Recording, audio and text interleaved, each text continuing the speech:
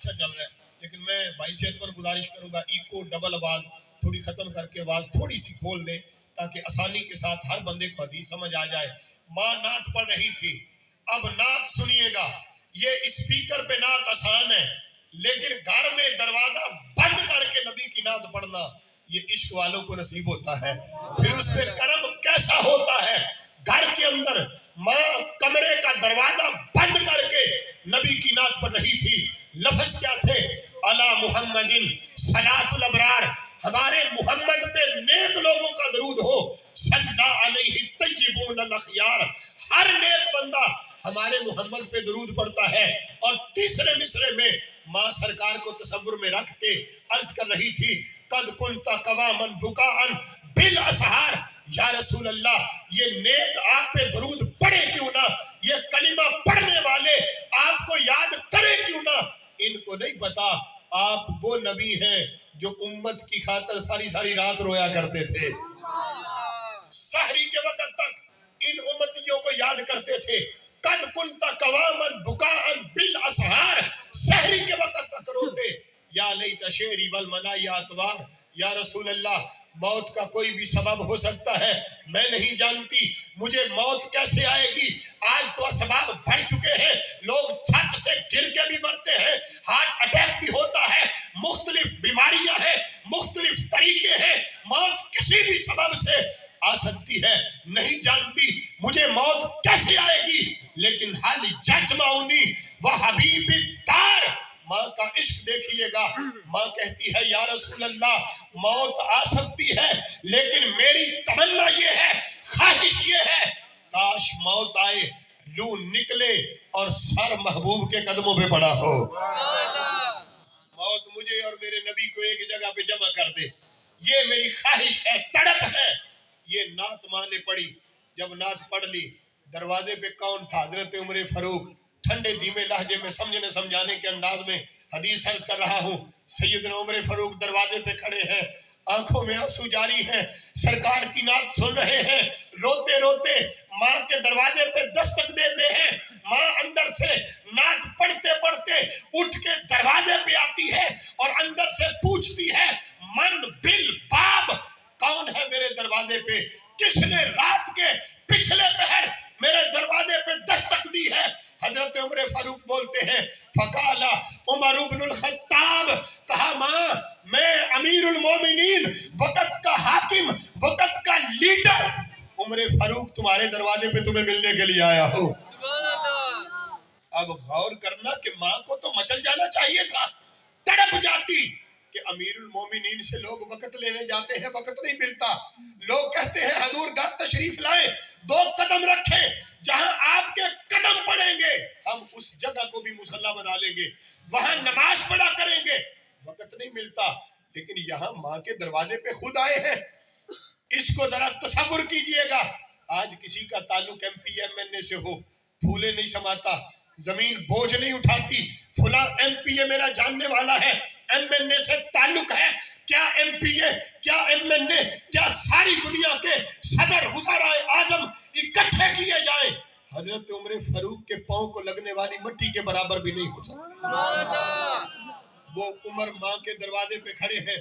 میں آپ کو نعت کا ادب بتانے لگا ہوں، توجہ کرنا۔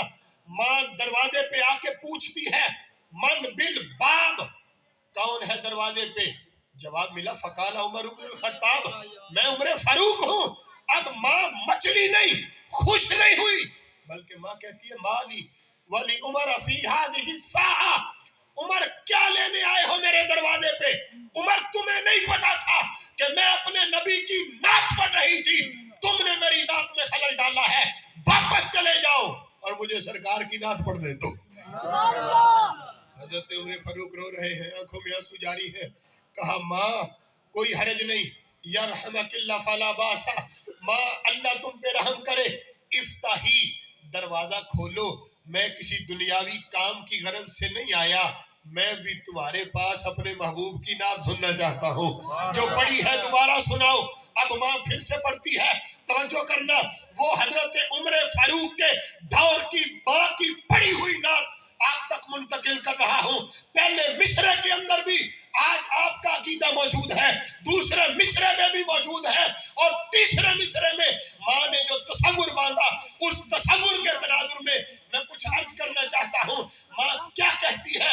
علی محمد صلاۃ الابرار صلی علیہ الطیبون الاخیار قد کنت قواما بکاء بالاسحار یا لیت شعری والمنایا اقوار هل یجمعنی وحبیب الدار. جب جملے مکمل ہوئے عمر فاروق ہاتھ جوڑ کے کھڑے ہیں, کہتے ہیں ماں نعت پڑھی گئی ہے, اس نعت کے صدقے ایک دعا کر دو, فاغفر لہ عمر یا غفار, اے بخشنے والے اس نعت کے صدقے عمر فاروق کی مغفرت فرما. آپ نے اس بات پہ توجہ فرمائی نہیں, اور اس بات کی آپ کو مکمل سمجھ آئی بھی نہیں, اس لیے کہ ابھی آپ کو کھول کے سمجھائی. توجہ کرنا, حضرت عمر فاروق ہیں کون؟ عشرہ مبشرہ میں سے ہیں. یہ وہ ہیں جن کے بارے سرکار فرما چکے ہیں میرا عمر جنتی ہے, جنت کا سرٹیفکیٹ مل چکا ہے. تو پھر مغفرت کی دعائیں کروانے کا مقصد کیا ہے؟ محدثین نے لکھا کہ حضرت عمر فاروق نے اس موقع پہ اپنا عقیدہ واضح کیا تھا کہ لوگوں ہم وہ ہیں جن کے عقیدے پہ نبی کی مہر موجود ہے. سرکار نے فرمایا ہے اصحابی کالنجوم فبأیہم اقتدیتم اہتدیتم, میرے صحابہ ستاروں کی مانند ہیں, اگر ہدایت لینی ہے کسی کی اتباع کر لینا, اللہ ہدایت عطا فرمائے گا. ہم ہدایت کے ستارے ہیں, ہم تمہیں بتا رہے ہیں عقیدہ ہمارا سچا ہے, سنو ہمارے عقیدے پہ نبی کی مہر موجود ہے. میں تمہیں عقیدہ دے رہا ہوں, یہ نعت اللہ کے ہاں اتنی پسندیدہ چیز ہے, اگر اخلاص سے پڑھ لی جاتی ہے اللہ پڑھنے والے کو بھی بخش دیتا ہے, سننے والے کے گناہوں کو بھی معاف فرما دیتا ہے. یہ انداز تھا. پھر محبوب کریم صلی اللہ علیہ وسلم کے ایک بڑے پیارے صحابی حضرت نابغہ جادی, یہ بتانا آج اس لیے ضروری ہے کہ بعد اوقات عشاقان مصطفیٰ محافل نعت کے نام پہ ساری رات اہتمام کرتے ہیں, سلسلے چلتے ہیں, عاشقان رسول کو بلایا جاتا ہے. حضرت نابغہ جادی سرکار کی نعت پڑھا کرتے تھے. میرے اور آپ کے پیارے آقا نابغہ جادی کی پڑھی ہوئی نعت کو خود سنا اور دعا دی. توجہ کرنا, سرکار فرمانے لگے لا یفدد اللہ فاکا ای لا یسکت اللہ اسنانا کا. نابغہ تم میری نعت پڑھتے ہو, میں محمد دعا کرتا ہوں اللہ ہمیشہ تمہارے منہ کی مہر کو سلامت رکھے. مطلب کیا تھا؟ ای لا یسکت اللہ اسنانا کا, اللہ ہمیشہ تمہارے دانتوں کو سلامت رکھے, ساری زندگی تمہارے دانت نہ گرے. یہ دعا تھی سرکار کی. اب راوی جو اس حدیث کو بیان کرتے ہیں وہ کہتے ہیں خدا کی قسم ہے میں نے دیکھا تھا نابغہ جادی کو, اس کے باوجود کہ ان کی عمر جو ہے وہ 100 سال سے بھی زیادہ ہو چکی تھی, لیکن اس کے باوجود بھی اگر ان کا کوئی دانت گر جاتا تھا اذا ساکت لہو سن نابت لہو اخرى, نبی کی نعت اور دعا کا صدقہ 100 سال کی عمر میں بھی اسی جگہ نیا دانت اگ جایا کرتا تھا, اسی جگہ نیا دانت اگتا تھا. یہ سرکار کی نعت خانوں کے لیے دعائیں ہیں. اس سے یہ بھی پتہ چلا کہ حضور کے صحابہ سرکار کی نعت بھی پڑھتے تھے, ذکر مصطفیٰ بھی کرتے تھے, اور محبوب کے میلاد کا ذکر بھی جا بجا فرمایا کرتے تھے. صرف ایک روایت میں اپنی بات کو اختتام کی طرف لاتا ہوں.